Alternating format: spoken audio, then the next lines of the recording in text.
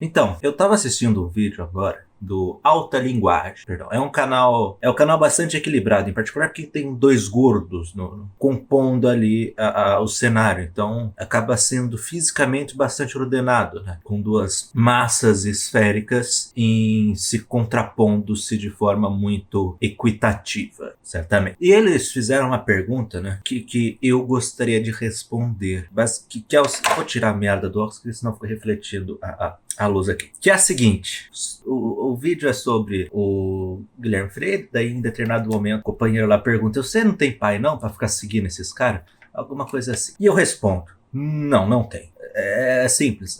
É bastante simples na realidade. Em seguida, esse companheiro ele começa a contar a história a respeito do pai dele. Fala: porra, meu pai ele não fazia jiu-jitsu, ele não é homem. Isso é outra questão. Mas a resposta para isso é não, não tem. E esse é um dos problemas. Quando tem um pai, a pessoa, aquela figura, muitas vezes ela está preocupada em ser um grande empresário ou um gostoso que sai comendo todo mundo, ao invés de fato uma figura paterna.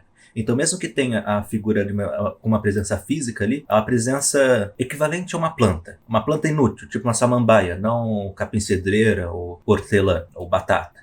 É tipo algo meio não fede nem cheira, tá ali, você deixa porque é um adorno legal. E na maior parte das vezes a figura paterna, hoje em dia, ela é resumida muito ou a isso ou a uma completa ausência. Mesmo que a própria figura, como uma samambaia de plástico, ela seja uma figura que tem em si mesmo a questão da ausência, no caso, tanto dessa ausência no sentido de proximidade com o filho, quanto essa ausência de fato da figura paterna. Porque você tem figuras ausentes no âmbito paternal, que elas acabam sendo muito fortes no sentido de paternidade em si. Por exemplo, porra, meu pai ele foi lutar meu pai era um pracinha, foi lutar na guerra e tal. Apesar dele ter ficado muito tempo ausente, ele é uma figura muito forte no sentido dessa paternalidade. No caso, ele estava lutando pelo país, tal, etc, etc, sacrificando a vida, sacrificando-se por um bem maior. Então você tem uma série de complexidades em relação a isso, né? Uma série de complexidades de formas distintas de paternidade. Tem pais que são mais presentes, mas são uma merda. Tem pais que são menos presentes, mas são uma merda, etc, etc. Entretanto, hoje em dia a gente tem um negócio que o pai é um adorno, como eu já disse, ou ele só não tá. Toda a nossa sociedade é formada através Nossa sociedade é formada nas ruínas das coisas que nós já tivemos. Então, essencialmente, esse tipo de estrutura, por mais que seja fundamental, ela está sendo completamente fodida. Tanto pela questão da promiscuidade, tanto pela questão da burrice, entre uma série de outros aspectos que acabam extirpando da experiência humana certos pré-requisitos. E um deles seria essa figura paterna, e não só, mas também a figura materna, que muitas vezes ela se rende a uma figura ausente ou simplesmente uma samambaia. Entretanto, a questão da samambaia é interessante porque você vai ter, às vezes, a questão do pai que sonha. Só que não num bom sentido. É aquela mãe que ela é divorciada e ela quer ter uma vida de mãe solteira tendo filho. Ou eu tenho a figura do pai que é a mesma coisa. Ele é divorciado e quer ter uma vida de solteiro, etc. No final das contas, gira muito em torno de burrice e egoísmo, esse tipo de coisa. E uma infantilidade muito grande. As pessoas, hoje, atualmente, elas são muito mais imaturas do que anteriormente. E bem, então essa é a resposta. Não, as pessoas não têm pai. E isso, mesmo que elas tenham muitas vezes, e isso gera uma necessidade muito grande de figuras paternais. Por isso, por exemplo, quando você pega certos autores ou certos influenciadores, a maior parte das pessoas que seguem eles os veem como uma figura paterna, exatamente por conta dessa falta que tem ali dentro. Ali dentro que eu digo é de si mesmo. Dessa falta dessa figura masculina, dessa figura assertiva, etc, etc. Então, muitas vezes esse pessoal age de forma extremamente canalha, se aproveitando desse tipo de vulnerabilidade do próprio público.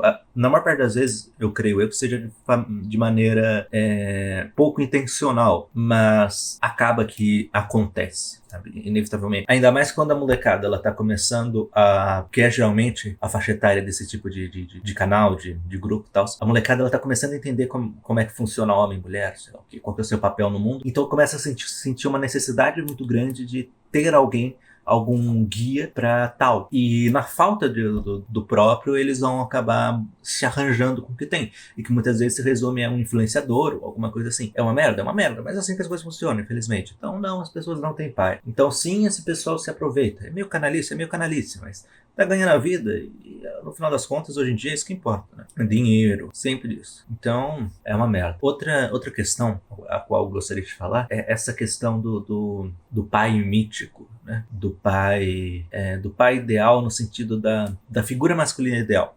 Então a gente tem uma série de...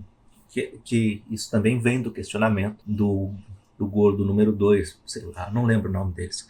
São legais tudo, mas eu não lembro. Eu tenho problema pra guardar nome, não lembro nem o nome dos personagens dos livros que eu leio.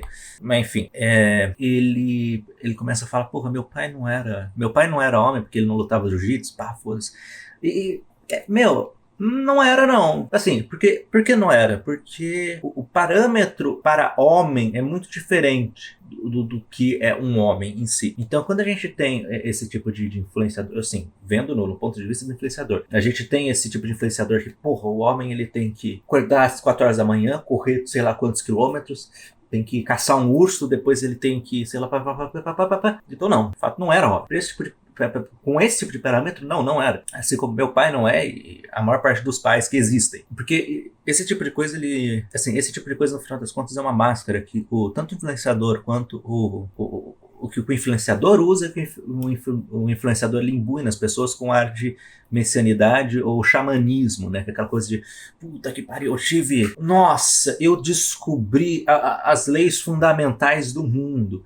Sabe, às vezes não precisa nem ter lido nada pra tal, é só ele acordou um dia e tinha todas as respostas do universo na cabeça. E foda-se, não é? Contanto que ele, assim, ele não seja uma pessoa horrenda ao ponto de ser assustador e que ele fale bem, tá ótimo, vai ter seguidor pra caralho. Então a gente tem esse tipo de fenômeno, por exemplo, no pessoal das Red Pills, né, onde a gente tem por essa falta de pai, essa falta dessa figura, nós temos eles tentando definir o que é um pai, e tanto exercendo essa função do que é o pai, quanto guiando as pessoas para o que é essa masculinidade, que seria a função de um pai. Só que essa masculinidade é uma coisa meio cartunesca. E assim, fica entre o estúpido e o engraçado, né? Da mesma forma também a gente tem a questão da mulher. Cara, é um absurdo esse negócio da mulher. Assim, a mulher tem que ficar em casa, os conservadores, no caso, a mulher tem que ficar em casa, não pode trabalhar porque ela é, sei lá, a mulher tem que ficar em casa porque ela não pode prover, Eu lembro da minha avózinha. Minha avózinha, ela criava galinha para conseguir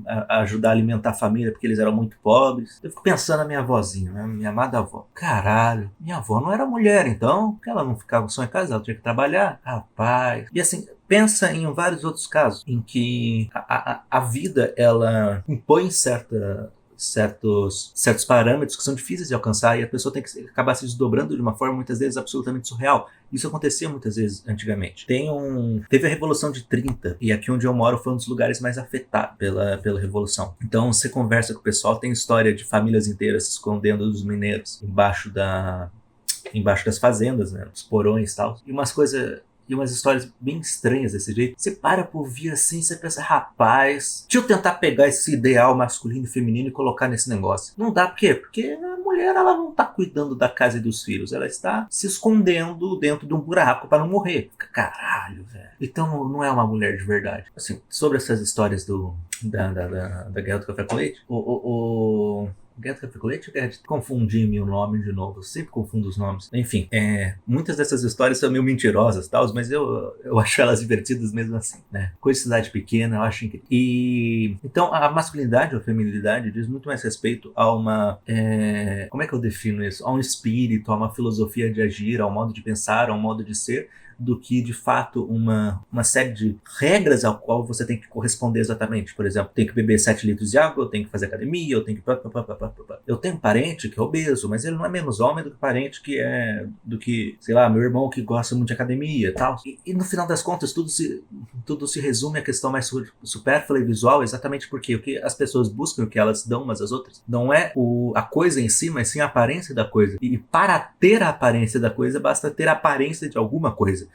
Então, quando eu coloco os parâmetros para homem e mulher nesse sentido mais, não sei o termo certo, matemático praticamente, né, que você tem que corresponder exatamente às expectativas 000 ali, um negócio quase binário, você tá destituindo a pessoa da própria humanidade. E a gente tem essa essa falta de pai, a gente tem essa falta de mãe, a gente tem essa falta dessa figura familiar. Então, bicho, vai ter sim esse tipo de gente que vai chegar e falar, não falar muitas vezes, mas vai chegar assim, vai se tratar como uma figura paterna, se tratar como uma figura guia, etc, etc. E foda-se, vai ganhar dinheiro. Exatamente porque nós temos essa falta muito grande, que é algo que vem por consequência da nossa época, evidentemente por consequência da nossa época. Então, é um mundo em que as pessoas reais, as pessoas que estão fora do Instagram, como por exemplo os pais e avós mais antigos, eles não pertencem, porque de fato eram figuras assim que tinham defeitos, tinham acertos, tinham pecados e virtudes. Por exemplo, o pai que ele tinha muito, o avô, que é um caso mais curioso, que ele tinha muito problema com castidade, ou que tinha muito problema com o jogo, mas mesmo assim tentava sempre ser um bom pai, etc. Esse drama dele é completamente invalidado pelo simples fato dele não ser uma imagem de si mesmo, e ser uma pessoa real, com defeitos e falhas. Ou a mulher que ela tem que trabalhar para sustentar os filhos, não por uma questão de revolução feminista ou algo assim, mas sim por uma necessidade, sabe? As mulheres trabalham desde sempre, e o fato dos conservadores discordarem disso é meio estranho, sabe? É bem estranho. Assim, elas trabalhavam de uma forma que eu não sei se hoje em dia seria... que é muito pouco comparável à forma de hoje em dia que as pessoas no geral trabalham, depois da Revolução Industrial e tudo mais. Só que até mesmo dentro do interior, que é o lugar que eu habito, as mulheres trabalhavam. Elas ajudavam a plantar, elas ajudavam a colher e também cuidar dos filhos. Assim como os filhos também ajudavam. Então quando você coloca toda a realidade humana nesses esquemas bobocas, imbecis, bestiais, você acaba destituindo daquilo toda a humanidade, sabe? Você mata a pessoa fazendo isso. É porque você tira dela a possibilidade humana. O sujeito vira uma máscara que não é nem uma máscara de si mesmo, mas uma máscara do que é pra ele ser, né? Ou supostamente ser. É foda, companheiro. É foda pra caralho. É muito foda. Muito foda, muito foda. Mas assim, a quantidade de vozinha que você pega aqui, você vai no sítiozinho dela, você vai até na casa dela, tá lá com a enxada no chão, dando comida pras galinhas, e chega aquele conservador chato e fala, não, mulher não pode trabalhar, e tá lá a véia, a coisa mais reacionária que esse moleque de apartamento pode ter visto em 1 milhão de anos, com a enxada no chão, depois de ter criado 8 filhos. Caralho, velho, mas ela não pode trabalhar porque ela é mulher, mas foda-se. As coisas são mais complexas que isso, entende? Bem mais complexas que isso. E exatamente por essa falta de realidade, desse contato com o real, esse tipo de coisa, esse tipo de maquinação estratosférica dessas figuras ideais masculinas e femininas vem sendo tão apelativo, né? Isso que eu fui um pouco redundante no final falando mais do mesmo. Ai, foda-se, né? Às vezes um exemplo a mais ele acaba ajudando a entender a questão em si, então a repetição muitas vezes acaba sendo um exercício funcional nesse sentido. Mas enfim, é isso aí, entendeu? É isso aí.